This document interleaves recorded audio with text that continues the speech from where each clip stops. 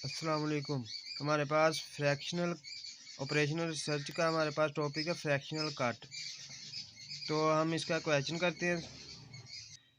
Question है हमारे पास maximize Z is equal to 2x1 plus 3x2 subject to 2x1 plus 2x2 smaller than equal to 9, x1 plus 2x2 smaller than equal to 6 with x1 and x2 greater than 0 and integers.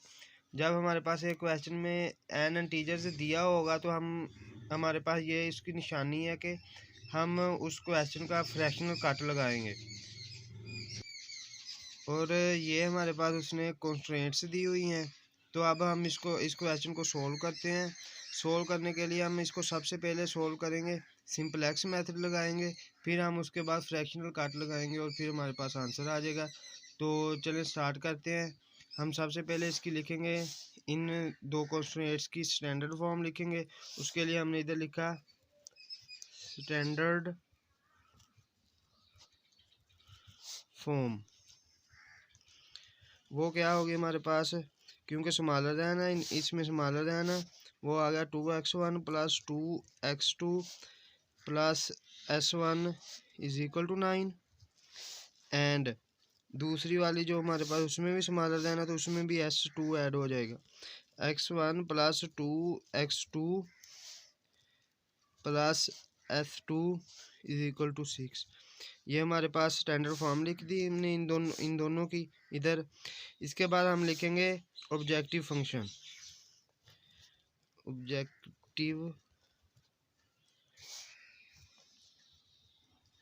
Function. अब objective function हम किस तरह लिखेंगे, क्योंकि ये smaller than है दोनों, इधर s1 और s2 ऐड हुआ है, तो हम इस तरह लिखेंगे कि maximize z is equal to 2x1 plus 3x2 plus 0 s1 plus 0 s2। अब हम इसका टेबल बनाएंगे। तो टेबल हम किस तरह बनाएंगे, इस स्टैंडर्ड फॉर्म और ऑब्जेक्टिव फंक्शन का हमने ये टेबल लिख लिया। इस साइड पे लिख लिया x1 x2 s1 s2 bi, और आगे रेशो अगर हमारे पास आती हुई तो हम निकाल लेंगे। और इस साइड पे लिख लिया cj, और ये था s1 पहली कॉन्स्टेंट में, s2 दूसरी कॉन्स्टेंट में था, तो वो इधर लिख लिया s1 s2, नीचे cj और cj माइनस cj। अब हम x1 x2 s1 और s2 की वैल्यू लगाते हैं इधर, इस टेबल को सोल्व करते हैं। तो हमारे पास सबसे पहले ये cj वाली लाइन है, तो cj वाली लाइन में ये हम फंक्शन देखेंगे ऑब्जेक्टिव फंक्शन। ऑब्जेक्टिव फंक्शन में ये हमारे पास होता है, ये हमारे पास है maximize Z is equal to 2। ये x1 के साथ क्या है 2, तो हमने इधर x1 के नीचे लिख लिया। ये x2 के साथ 3 है तो इधर 3 लिख दिया, s1 के साथ 0 है इधर लिख दिया, और ये भी 0 लिख दिया इधर। अब ये लाइन हमारे पास सोल्व हो गई। अब इसके बाद s1, ये पहली कॉन्स्टेंट जो है वो लिखेंगे इधर। x1 के साथ 2 है, और x2 के साथ भी 2 है, तो वो इधर 2 आ गया। s1 के साथ इधर 1 है तो इधर 1 आ गया, और इधर s2 है ही नहीं तो इधर 0 आ गया, और bi की जगह पे हमारे पास आ गया 9। इसी तरह अब हम दूसरी कॉन्स्टेंट को देखेंगे और इसको इधर लिखेंगे। ये x1 के साथ है 1, और x2 के साथ हमारे पास है 2, s1 हमारे पास इधर है ही नहीं तो 0 आ गया, और इधर s2 है इधर 1 आ गया, और ये इक्वल टू में आ गया हमारे पास 6। अब हम इधर s1 में ये हमारे पास जो ऑब्जेक्टिव फंक्शन था इधर 0 था, इसलिए इसको 0 से मल्टीप्लाई किया, और s2 को भी 0 से मल्टीप्लाई किया इधर। और अब हमने क्या किया कि इसको इससे मल्टीप्लाई करेंगे और इसको इससे मल्टीप्लाई करेंगे, फिर ऐड करेंगे, तो ये भी हमारे पास इधर भी 0 0 0 और 0 आ गया। अब हमारे पास सी जे माइनस जी जे निकालेंगे। अब सी जे वाली वैल्यूज़ ये है हमारे पास, और जी जे वाली ये है। सी जे माइनस जी जे, 2 में से 0 गया तो हमारे पास आ गया 2, इधर भी 3 में से 0 गया तो हमारे पास आ गया 3, इधर 0 से 0 गया 0, और इधर 0 से गया 0। अब हम इधर एक वैल्यू सेलेक्ट करेंगे। हमारे पास जो इस साइड पे वैल्यूज़ हैं उनमें से हम सबसे बड़ी वैल्यू सेलेक्ट करेंगे, तो वो हमारे पास है 3। अब हमने इस कॉलम को सिलेक्ट कर लिया, और इधर हम रेशो निकालेंगे bi ओवर में हमने ये जो लाइन सेलेक्ट की है ना, इसके नीचे ये 3 सबसे बड़ा था सी जे माइनस जी जे की वैल्यू। तो अब हमने बी आई ओवर ये हमारे पास x2 है तो x2 लिख दिया इधर। अब बी आई की वैल्यू हमारे पास ये है और x2 इधर x2 की वैल्यूज़ ये है। तो इधर 9 के सामने क्या है, इधर x2 में 2, इधर सामने क्या है 2, तो हमने क्या किया 9 बाय ये वाला 2, तो वो हमारे पास आ गया 4.5 और इधर हमारे पास आ गया 6 और इधर हमारे पास है 2, तो 6/2 हमारे पास आ गया 3। इस साइड पे हमने सबसे बड़ी वैल्यू देखी थी, इधर हम सबसे छोटी देखेंगे तो वो 4.5 और 3 जो है सबसे छोटी वैल्यू है। तो अब हम इस रो को सिलेक्ट करेंगे। ये हमने सबसे छोटी वैल्यू सेलेक्ट की थी, तो इसका मतलब हुआ कि ये आउट हो जाएगी और ये इन हो जाएगी। अब हमने क्या करना है कि इससे नेक्स्ट टेबल बनाना है। तो नेक्स्ट टेबल में हम S1 और ये जो इधर सबसे छोटी सेलेक्ट की है तो इधर हम लिखेंगे उसमें x2। तो अब हम नेक्स्ट टेबल बनाते हैं तो उसमें आपको वैल्यू लिखते हैं। इस टेबल का हमने नेक्स्ट टेबल बनाया, वो हमारे पास इस तरह बन गया कि इधर CJ S1 और इधर x2 आ गया हमारे पास S2 की जगह पे, क्योंकि इधर हमारे पास हमने S2 सेलेक्ट किया था और इधर x2 सेलेक्ट किया था, इधर S2 सेलेक्ट किया था। अब हम देखेंगे कि इधर ये वाली रो है, इधर ये वाली, तो हमने इस वैल्यू को इधर 1 बनाना है, इससे ऊपर वाली वैल्यू को जो S1 की है उसको 0 बनाना है नेक्स्ट टेबल में। तो अब हम नेक्स्ट टेबल बनाते हैं।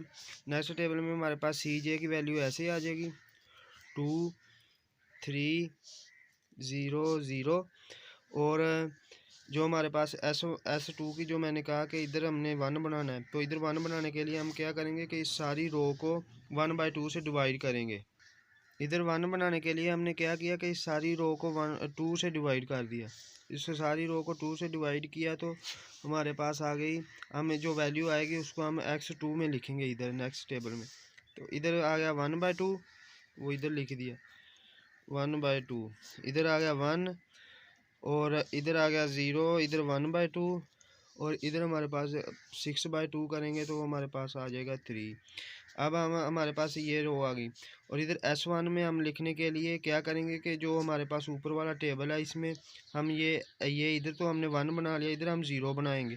0 बनाने के लिए हम क्या करेंगे कि ये जो हमारे पास रो 2 आई है, इस रो 2 को हम ये जो रो 1 है ना इधर दी हुई, इसको हम इसमें से रो 2 को 2 से मल्टीप्लाई करके सब्सट्रैक्ट कर देंगे। क्या करेंगे हम R1 - 2R2, तो हमने किया तो हमारे पास क्या आ गया, इधर हमारे पास था 2 और इधर है 1/2। इधर 1/2 को 2 से मल्टीप्लाई किया तो 1 रह गया और इधर 2 में से 1 माइनस किया तो इधर हमारे पास 1 आ गया। इस तरह हम इस लाइन सारी को लिखेंगे तो हमने लिखा तो वो हमारे पास आ गया 1 0 1 -1 और 3। अब हम इधर S1 के साथ हमारे पास जो ऑब्जेक्टिव फंक्शन था वहाँ क्या था 0 और x2 के साथ हमारे पास ऑब्जेक्टिव फंक्शन में क्या था 3। इधर हमने 0 से इसको मल्टीप्लाई किया और इधर x2 को हमने मल्टीप्लाई किया 3 से। और अब हम ZJ वाली लाइन लिखेंगे कि इसको इससे मल्टीप्लाई करेंगे, इसको इससे मल्टीप्लाई करेंगे और फिर ऐड करते जाएंगे। ये हम इधर वैल्यूज़ लिखते हैं तो वैल्यूज़ किस तरह क्या आएंगी, वो हमारे पास आ गया 3/2 3 0 3/2।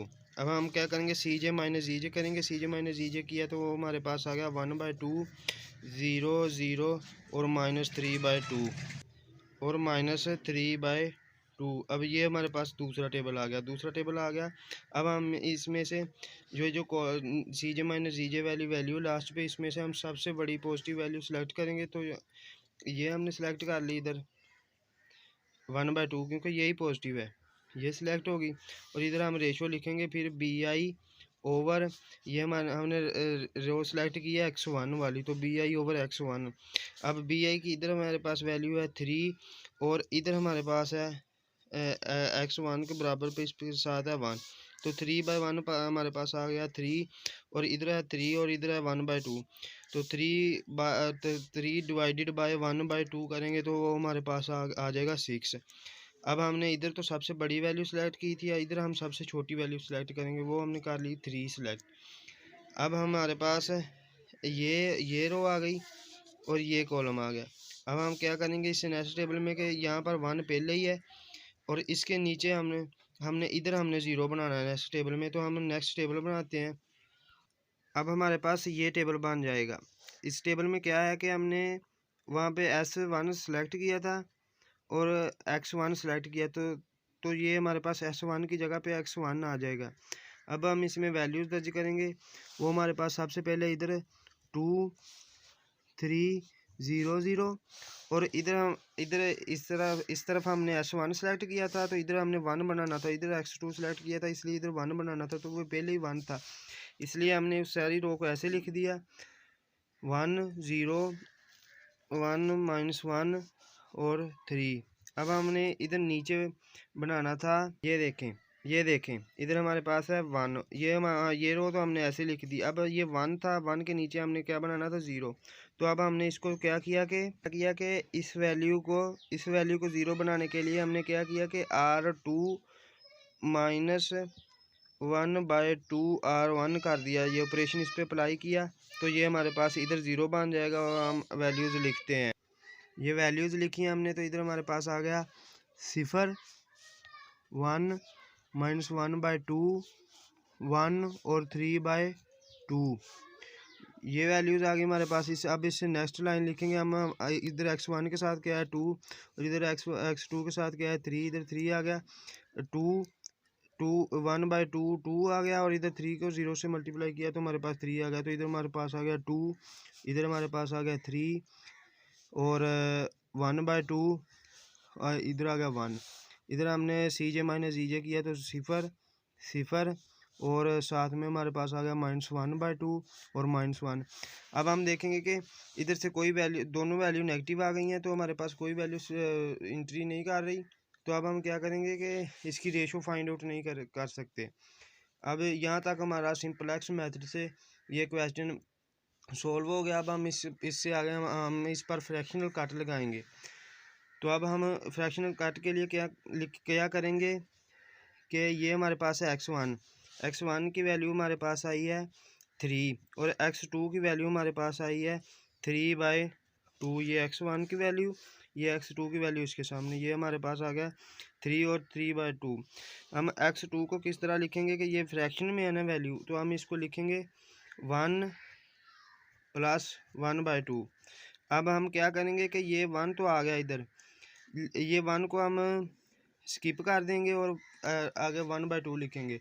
अब हमने क्या करना है इससे नेक्स्ट कि हमने ये एक स्टेप हो गया। अब हम इसके बाद हमने क्या करना है कि ये जो लाइन है ना फ्रैक्शनल कट वाली, ये फ्रैक्शनल वैल्यू वाली, ये हमने देखनी है। इधर हमने क्या किया कि x2 इसको हम लिखेंगे x2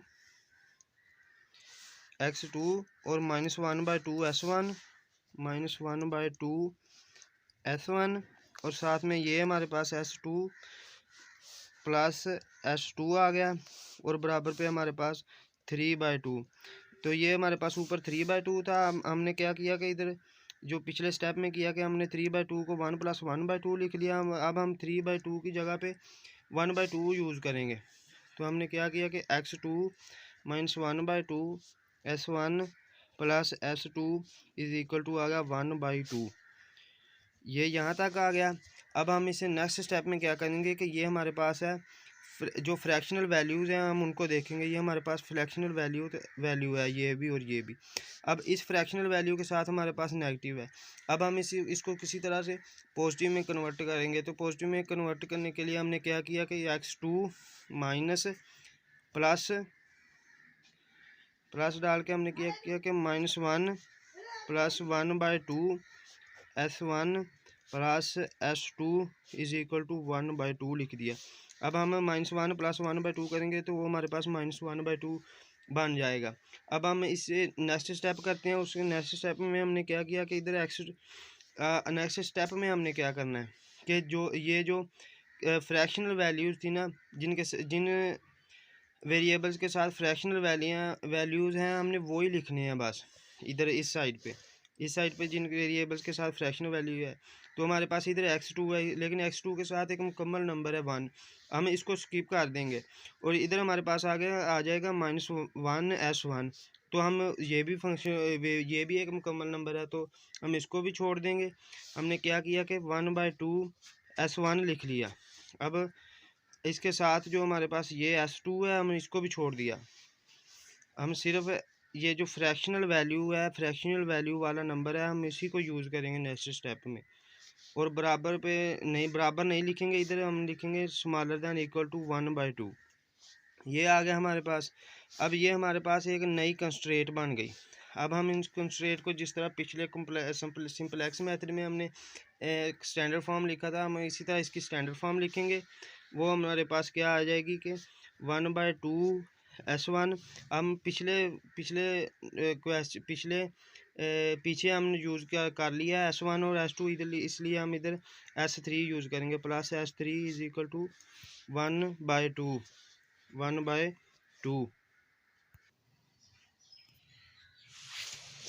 अब हमारे पास ये कॉन्स्टेंट बन गई, ये वाली, और बाकी दो कॉन्स्टेंट हमारे पास ये x1 है और x2 वाली ये दो लाइंस है। अब हम इससे नेक्स्ट टेबल बनाएंगे। नेक्स्ट टेबल में हम कैसे लिखेंगे, ये इधर CJ x1 x2 और S3 हम ऐड कर देंगे इधर भी और इधर कॉलम वाइज भी। अब हम इसमें वैल्यूज़ लिखेंगे, तो वो हमारे पास वैल्यूज़ हैं 2 3 0 0 और 0। और x1 वाली वैल्यू जो पिछले टेबल में है वो ही लिखनी है, x1 के रो वाली वैल्यू 1 0 1 1 1 0 1 -1 0 और 3।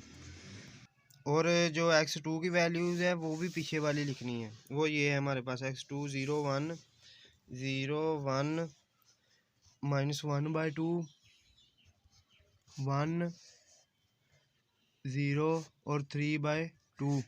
अब हमने S3 जो लिखा है ना, इधर ऐड किया है टेबल में, तो हमने ये वैल्यू जो हमने निकाली है ना फ्रैक्शनल कट के ज़रिए, ये फ्रैक्शनल कट वाली वैल्यूज़ हमने उधर लिख देनी है। वो क्या कि S1 के साथ नीचे आएगा 1/2, S3 के भी नीचे आएगा 1 और इक्वल टू 1। तो ये हमारे पास आ गया x1 नहीं है 0 0, और S1 के नीचे हमारे पास आ गया 1,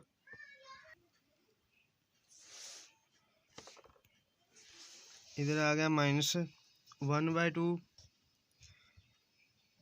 -1/2 0 -1 और 0 -1 और -1/2। अब ये जो S3 वाली वैल्यूज़ लिखी हैं, ये मैंने कैसे लिखी वो लिखनी है हमने 0 0, और उधर था 1/2 प्लस का, तो उधर जो वैल्यू प्लस की थी वो हमने उनको इधर नेगेटिव में लिखना है जब टेबल में लिखना है। तो उधर था 1/2 S1, तो इधर हमने लिख लिया -1/2 S1 प्लस 0 S2, उधर S2 नहीं था इसलिए 0 लिख दिया, और S3 था, उधर S3 पॉजिटिव था 1 का, तो इधर हमने लिख दिया -1/2 0 -1 और -1/2। अब हमने लिखना है जीजे के लिए हमने क्या किया कि इधर x1 के साथ जो था वो लिख दिया 2, इधर x2 के साथ जो था 3 वो लिख दिया, और S3 के साथ जो 0 था वो लिख दिया। अब हम कैसे लिखते होते हैं वो आपको पता ही है कि 1 को इस वैल्यू को इनके साथ मल्टीप्लाई करके तो हम लिखते जाते हैं। तो 1 को 2 से मल्टीप्लाई किया तो 2 आ गया, मल्टीप्लाई किया तो हमारे पास आ गया इधर 2, इधर आ गया 3, इधर आ गया 1/2 और इधर आ गया 1 और 0। अब CJ माइनस जीजे निकाला, 2 में से 2 गया तो 0, 3 में से 3 गया 0, और 0 में से 1/2 गया तो -1/2, और 0 में से 1 गया तो -1, और 0 में से 0 गया तो 0। अब हम जो पिछला टेबल था, पिछले जितने भी सिंपलेक्स मेथड से जो टेबल करते आए हैं, हम उसमें क्या करते थे कि इधर से CJ माइनस जीजे की वैल्यू सेलेक्ट करते थे और फिर आगे रेशो लिखते होते थे। लेकिन हमने ये ड्यूल सिंपलेक्स मेथड है इधर, तो हम क्या करेंगे कि इधर जो BI की वैल्यू सेलेक्ट करेंगे। हमने इधर फिर BI वाली वैल्यू में सबसे जो छोटी वैल्यू है वो सिलेक्ट की, नेगेटिव वाली, वो थी हमारे पास -1/2।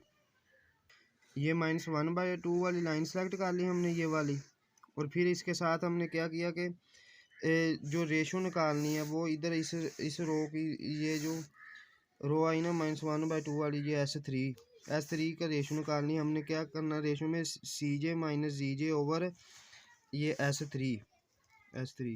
अब हमने क्या किया कि ये इधर था CJ माइनस ZJ में 0 और इधर भी 0 था, तो इधर भी 0 आ गया, इधर भी 0 आ गया, इधर आ गया -1/2, इधर भी है -1/2। अब हम -1/2 ओवर -1/2 करेंगे तो वो हमारे पास आ जाएगा 1 पॉजिटिव का। इधर है 0, इधर है -1, तो इधर -1 आ जाएगा, और इधर 0 है, इधर -1, तो इधर भी -1 ही आ जाएगा। अब ये वैल्यूज़ आ गई। अब हमने इस रेशो में से जो सबसे पॉजिटिव वैल्यू है वो सिलेक्ट करनी, वो हमने ये सिलेक्ट कर ली, इधर ये सिलेक्ट की थी और इधर ये सिलेक्ट। अब हम इसे नेक्स्ट टेबल बनाएंगे, लेकिन नेक्स्ट टेबल में हमने इधर S1 सेलेक्ट किया है, तो इधर S3 सेलेक्ट किया है, तो इधर S3 की जगह पे हम S1 लिख देंगे, तो वो हम बनाते हैं। ये हमने नेक्स्ट टेबल बना लिया। नेक्स्ट टेबल में हमने क्या किया कि इधर S3 का 3 था पिछले टेबल में, तो इधर S1 लिख लिया, ये वाला। इधर S3 था तो इधर S1 लिख लिया, और इधर S1 को इस तरह ले गए, तो हमारे पास ये इधर से ये और इधर से ये। तो अब हम क्या करेंगे कि ये -1/2 जो लिखा हुआ है ना इधर, ये इसकी जगह पे 1 बनाएंगे और इसके ऊपर नीचे 0 बनाएंगे। तो वो जो जिस तरह पिछले मेथड में करते हैं तो हम उसी तरह बनाएंगे, इसलिए मैं डायरेक्ट लिख देता हूँ। इधर डायरेक्ट लिखा हमने, तो ये हमारे पास डायरेक्ट लिखने में हमने क्या किया कि सबसे पहले जो S1 था उसके साथ इसमें ये -1/2 की जगह पे हमने 1 बनाना था, तो इसलिए इसको सारी रो को -2 से मल्टीप्लाई किया, तो -2 से मल्टीप्लाई किया, तो ये हमारे पास सेकंड रो आ गई, ये रो आ गई हमारे पास। अब हमने क्या करना है कि ये जो ऊपर वाला टेबल है इसमें यहाँ पे 0 बनाना है और यहाँ पे 0 बनाना है, तो इसके लिए हम क्या करेंगे कि R1 माइनस करेंगे R3 को, और एक बार ये ऑपरेशन अप्लाई करेंगे और दूसरी बार करेंगे R2 प्लस 1/2 R3। ये ऑपरेशन हम अप्लाई करेंगे, तो ये हम टेबल बना लेंगे। टेबल में वैल्यूज़ लिख लेते हैं, तो ये हमारे पास वैल्यूज़ आ गई X1 की रो में, और ये वैल्यूज़ आ गई हमारे पास X2 की रो में। अब हमारे पास X1 के साथ क्या है, X1 के साथ हमारे पास 2 और X2 के साथ हमारे पास 3 और S1 के साथ 0। अब हम इसको हल करेंगे जिस तरह हम ZJ की वैल्यू निकालते हैं कि इसको इससे मल्टीप्लाई करा के इधर आ गया 2 3 3 1 और -1। अब हम CJ माइनस ZJ निकालते हैं, तो 2 - 2 0, 3 - 3 0, -3 -1, और इधर हमारे पास आ गया पॉजिटिव का 1। अब हमने ये जो पीछे वाला टेबल बनाया था उसमें क्या किया था कि BI की जो नेगेटिव वैल्यू थी वो सिलेक्ट की थी। अब हमारे पास इधर BI की तो नेगेटिव वैल्यू कोई आ ही नहीं रही, इसलिए ये अब हमारे पास यहाँ तक क्वेश्चन सॉल्व हो गया। अब हम इसकी वैल्यूज़ लिखते हैं। हमने वैल्यूज़ लिखी, वैल्यू क्या है कि X1 की हमारे पास है X1 = 2, X2 हमारे पास है 2, X2 की वैल्यू आ गई 2, और S1 की वैल्यू हमारे पास है ये 1। अब हमारे पास जो ऑब्जेक्टिव फंक्शन था कि maximize Z = 2x1 plus 3x2 plus 0 S1 plus S2 0। तो हमने 2 इधर X1 की वैल्यू दर्ज की तो 2, और 3 साथ में X2 की वैल्यू दर्ज की तो वो 2, तो हमारे पास बन गया 10। और ये हमारे पास फ्रैक्शनल कट के बाद क्वेश्चन का आंसर आ गया, और ये हमारे पास क्वेश्चन सॉल्व हो गया।